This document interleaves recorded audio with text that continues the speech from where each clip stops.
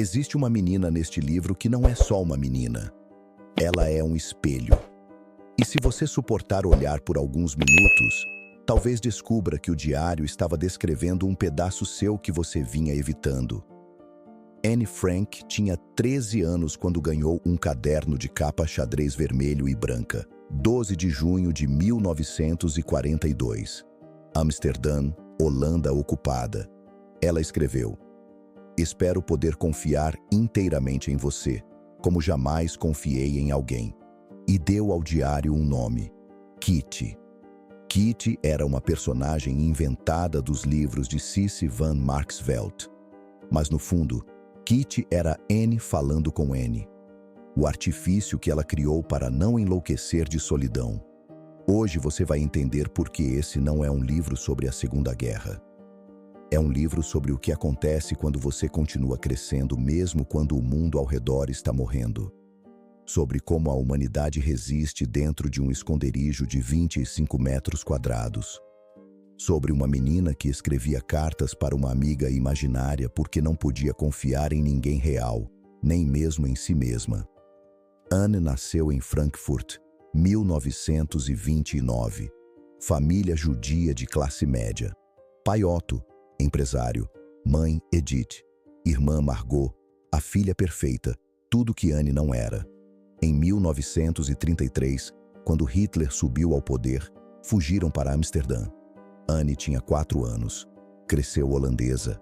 Mas em 1940, os alemães invadiram. E de repente, Anne voltou a ser apenas judia. Agora escuta isso. Anne não começou a escrever porque pressentiu que ia morrer. Começou porque era adolescente.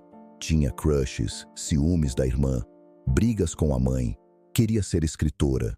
O diário era sobre meninos, amigas, crescer. Anne escreve sobre Harry Goldberg, sobre jogar ping-pong, sobre comer sorvete, sobre usar 2 camisas no calor porque judeus não podiam andar de bonde. Mas 3 semanas depois, a família recebeu a convocação. 5 de julho, Margot, 16 anos, deveria se apresentar para trabalho obrigatório na Alemanha.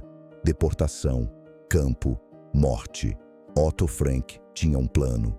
Há meses preparava um esconderijo nos fundos do prédio da empresa. O plano era se esconder em meados de julho, mas a convocação antecipou tudo. No dia seguinte, 6 de julho de 1942, a família Frank desapareceu. Anne vestiu tudo que conseguia carregar no corpo. 2 camisetas, 3 calcinhas, vestido, saia, jaqueta, casaco, 2 pares de meia. Judeus não podiam ser vistos com malas. Deixaram a casa intacta. Morte com os vizinhos. E foram debaixo de chuva, com pastas escolares abarrotadas. A estrela amarela no peito falava por si. É aqui que a história para de ser apenas história e vira mecanismo de sobrevivência. O esconderijo ficava nos fundos de um prédio comercial na Prinsengracht 263. Para chegar lá, você subia uma escada normal, passava por escritórios normais, mas no topo havia uma estante de livros, e a estante se movia. Atrás dela, outro mundo. 25 metros quadrados, 8 pessoas. A família Frank, Otto, Edith, Margot, Anne, a família Van Daan, Hermann, Auguste, o filho Peter. Depois chegou o dentista Fritz Pfeffer, 2 anos. Silêncio absoluto durante o dia. Não podia correr, falar alto, dar descarga, abrir cortina, existir. Anne tinha 13 anos quando entrou, 15 quando foi descoberta. Entre uma idade e outra, ela escreveu 700 páginas. E o estranho é que a maior parte não é sobre medo. É sobre tédio, sobre os adultos brigando por causa de comida, sobre dividir quarto com um dentista ranzinza, sobre a mãe que não a entendia e sobre Peter Van Daan. No começo, Anne achava Peter um chato, tímido demais, burro demais. Ela escreve em setembro de 1942 que ele é um garoto hipersensível e preguiçoso. Mas em janeiro de 1944, algo mudou. Anne começou a subir ao quarto dele no sótão. Conversavam sobre livros, sobre o futuro, sobre como seria sair dali um dia. Peter ouvia, não julgava, não a chamava de tagarela como os adultos faziam. Em março, eles se beijaram. Anne escreve com uma delicadeza que parte o coração. Estávamos abraçados, sem nos mexer. Ele acariciava meu cabelo e eu, a maior parte do tempo, acariciava o rosto dele. A sensação era tão maravilhosa, que não consigo descrevê-la. Ela tinha 14 anos. Ele, 16. Eram dois adolescentes descobrindo afeto num lugar onde afeto era luxo. Nada profundo, nada para sempre. Apenas a prova de que ainda eram normais. De que ainda podiam sentir borboletas na barriga, mesmo sabendo que lá fora, judeus estavam sendo perseguidos aos milhares. Os adultos desaprovaram. Edith achou impróprio. Otto conversou com Anne sobre limites. E Anne, revoltada, escreve no diário que os adultos esqueceram como é ser jovem. Que eles não entendem que Peter é a única pessoa da idade dela no mundo inteiro. Que sem ele, ela enlouqueceria. Mas aos poucos, Anne percebeu algo. Peter não era profundo como ela. Não pensava como ela. Não queria ser escritor. Não observava as pessoas como ela observava. Ele era um refúgio, não um igual. Em julho de 1944, semanas antes da descoberta, Anne escreve: Peter está se tornando cada vez mais dependente de mim, e eu não quero isso. Ela estava amadurecendo. Ele não. Aqui está o primeiro espelho que incomoda. Anne escreve em 11 de abril de 1944. Quem, além de mim, jamais lerá estas cartas? Ela não sabia que o mundo inteiro iria ler. Não sabia que seu diário se tornaria um dos documentos mais importantes da história. Ela escrevia porque precisava falar. Porque dentro daquele anexo, ela estava sufocando de duas formas. Como judia perseguida e como adolescente que não podia ser adolescente. Ela escreve sobre menstruação, sobre o corpo mudando, sobre querer beijar Peter, sobre se tocar e sentir culpa, sobre odiar a mãe em uma página e amá-la 3 páginas depois, sobre querer ser escritora, mas achar que nunca vai ser boa o suficiente, sobre invejar Margot por ser linda, inteligente, comportada, sobre se sentir feia, burra, difícil. Anne tinha 2 versões de si mesma. Ela escreve isso claramente. A Anne alegre, a que faz piada, ri alto, chama a atenção. E a Anne profunda, a que pensa, sente, observa. A Anne alegre era a máscara. A Anne profunda vivia no diário. E no diário, Anne não fingia. Era cruel com a mãe. Não consigo amá-la. Escrevia como Edith a irritava. E depois, meses depois, fui injusta. Ela também sofre. Mas escrevi aquilo porque era o que eu sentia. E não vou apagar. Esse é o segundo espelho. Anne não reescrevia o passado para parecer melhor. Deixava as contradições nuas. Odiava e amava. Tinha medo e esperança. Era generosa e mesquinha. Era humana de um jeito que ninguém consegue ser quando sabe que estão olhando. Mas em 1944, tudo mudou. Em 28 de março, Anne ouviu pelo rádio Orange, transmissão clandestina do governo holandês no exílio. O ministro Gerrit Bolkestein disse que após a guerra, deveriam publicar diários e cartas que documentassem o sofrimento do povo holandês sob ocupação nazista. Anne ouviu aquilo e pensou: meu diário pode ser publicado. No dia seguinte ela escreve: imagina que interessante seria se eu publicasse um romance sobre o anexo secreto. Pelo título, as pessoas vão pensar que é um romance policial. E começou a reescrever. Pegou papel de carta do escritório. Criou pseudônimos para todos. A família Van Damme virou Van Pels. O dentista Pfeffer virou Albert Dussel, que significa idiota em alemão. Anne não perdoava. Peter Van Damme virou Peter Van Pels. Ela mesma manteve Anne Frank, mas pensou em usar Anne Aulis ou Anne Robin. Editou trechos, cortou partes muito íntimas, expandiu reflexões filosóficas, reorganizou entradas. Aos 15 anos, ela já sabia que estava escrevendo para a posteridade. Tinha consciência de que aquelas páginas podiam sobreviver a ela, e escrevia pensando nisso. Cada frase, cada observação, cada descrição do anexo, tudo com a intenção de que um dia alguém leria e entenderia. No dia 29 de março de 1944, Anne escreve: "Quero ser útil e trazer alegria a todos, mesmo aqueles que nunca conheci. Quero continuar vivendo mesmo depois da morte." Ela não sabia que faltavam 4 meses. Peter e Anne se aproximaram, conversavam no sótão, trocavam beijos escondidos. Nada demais, nada profundo.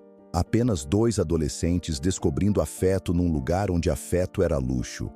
Mas para Anne, significava tudo. Era a prova de que ainda era normal, de que ainda podia sentir borboletas na barriga, mesmo sabendo que lá fora, judeus estavam sendo mortos. Os adultos brigavam. Herman Van Daan vendia as próprias roupas no mercado negro para comprar cigarro. Auguste reclamava da comida. Pfeffer e Anne dividiam o quarto minúsculo e se odiavam cordialmente. Otto Frank tentava manter a paz. Edith rezava em silêncio. Margot lia, estudava, desaparecia nas próprias responsabilidades. E Anne escrevia. Escrevia sobre guerra, sobre os aliados que estavam vencendo, sobre a invasão da Normandia em junho de 44, sobre como logo estariam livres. Escrevia listas do que faria quando saísse: ir à escola, comprar roupas novas, andar de bicicleta, comer sorvete, ser normal. A última entrada do diário é 1º de agosto de 1944. Continuo querendo ser, acima de tudo, uma jornalista e mais tarde uma escritora famosa. Vou conseguir tornar-me o que quero ser, uma menina comum, mas ao mesmo tempo alguém especial. Acredito que as coisas vão mudar para melhor, que essa crueldade também vai acabar, que a paz e a tranquilidade vão voltar. 3 dias depois, às 10h30 da manhã de 4 de agosto de 1944, a polícia nazista invadiu o anexo secreto. Nunca se descobriu quem delatou.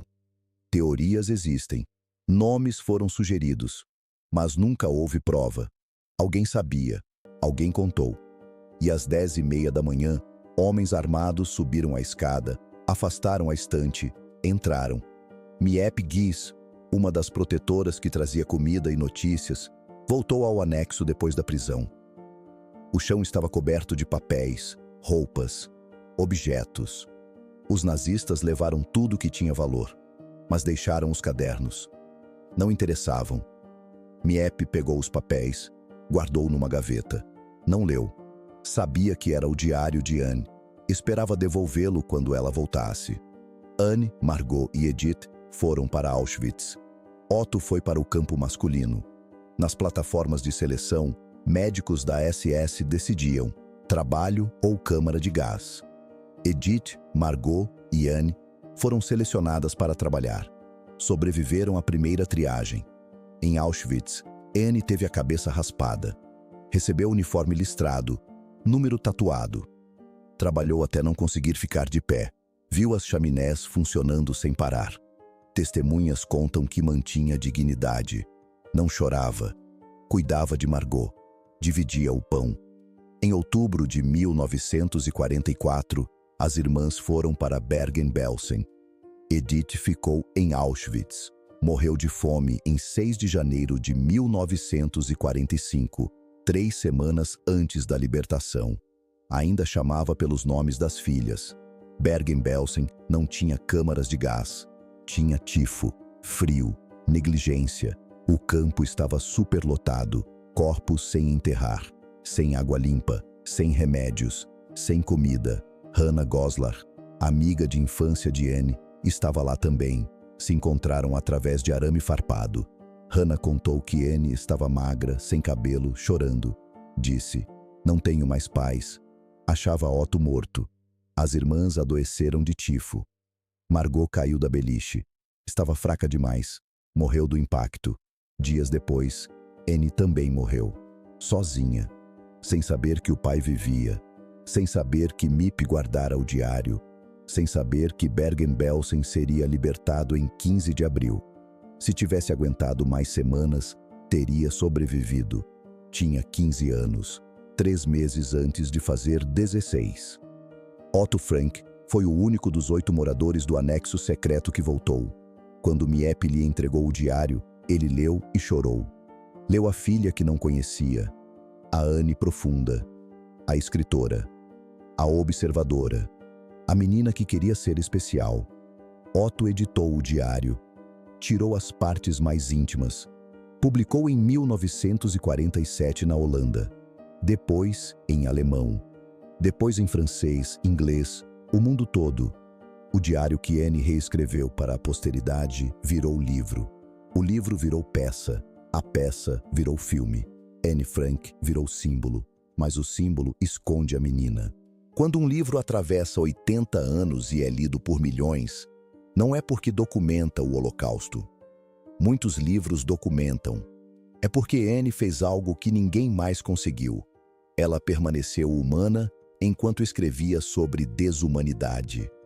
Ela não escreveu sobre heroísmo. Escreveu sobre tédio. Não escreveu sobre resistência épica. Escreveu sobre brigas por causa de batata. Não escreveu tratados sobre o mal. Escreveu sobre crushes, sobre querer crescer os seios, sobre não suportar dividir quarto com um velho chato. Ela transformou o insuportável em cotidiano. E isso é mais perturbador do que qualquer descrição de horror. Porque mostra que você pode viver 2 anos escondido sem enlouquecer. Pode crescer. Pode se apaixonar. Pode brigar com sua mãe. Pode sonhar com o futuro mesmo sem ter certeza se vai existir amanhã. Pode escrever. Pode criar. Pode continuar sendo pessoa mesmo quando o mundo inteiro diz que você não é. E aqui está o espelho que ninguém quer ver. Anne fez tudo isso com menos que nada. 25 metros quadrados. 8 pessoas. 2 anos de silêncio. Risco de morte a cada segundo. E ainda assim, ela escolheu observar. Escolheu registrar. Escolheu acreditar que valia a pena escrever mesmo sem saber se alguém leria. O diário de Anne Frank não é sobre a guerra. É sobre o que a guerra não conseguiu destruir. Agora, a pergunta que não quer calar. Anne escreveu: "Apesar de tudo, ainda acredito que as pessoas são boas no fundo." Ela escreveu isso em julho de 1944, um mês antes de ser presa, depois de 2 anos escondida. Sabendo do que estava acontecendo lá fora, as pessoas adoram essa frase, citam em discursos, põem em camisetas, usam como prova de que a esperança vence, mas esquecem o contexto. Esquecem que ela escreveu isso antes de Auschwitz, antes de Bergen-Belsen, antes de morrer de tifo num monte de corpos. Será que ela manteria essa frase se tivesse sobrevivido? Não sabemos. Nunca vamos saber. E talvez seja isso que o diário nos force a encarar. Anne morreu acreditando. Morreu escrevendo sobre esperança. Morreu como escritora. E nós, que sobrevivemos a ela, somos obrigados a decidir se acreditamos também. Porque, no fundo, Anne Frank não é um símbolo, é uma pergunta. Se uma menina de 15 anos conseguiu manter a humanidade no meio do inferno, o que isso diz sobre você? Que tem tudo que ela não teve e ainda assim desiste? Se ela conseguiu escrever, criar, sonhar, amar num esconderijo de 25 metros quadrados sob ameaça de morte, o que te impede de fazer o mesmo com toda a liberdade do mundo? Se ela acreditou nas pessoas até o fim, mesmo sabendo que alguém ia delatá-la, que direito você tem de desistir da humanidade porque alguém te decepcionou? O diário de Anne Frank não te julga. só mostra. Segura um espelho e depois de ver, você não consegue fingir que não sabe, que não teve escolha, que as circunstâncias te impediram. Anne não tinha escolha. Tinha menos que nada. E ainda assim escolheu escrever, escolheu observar, escolheu sentir, escolheu acreditar, até não poder mais. A última frase dela, a que realmente termina o diário, não é sobre esperança, é sobre luta. Se Deus me deixa viver, não vou ficar insignificante. Vou trabalhar no mundo e para as pessoas.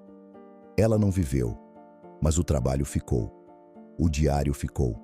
A pergunta ficou. E você, que ainda está vivo, o que você está fazendo com o tempo que Anne não teve? Qual parte do diário mais te incomodou? E por quê? Deixa nos comentários. E se esse vídeo mexeu com você, compartilha. Não para acumular views, mas porque tem gente que precisa ouvir isso. Tem gente que desistiu de escrever, de criar, de sonhar, porque acha que as circunstâncias não permitem.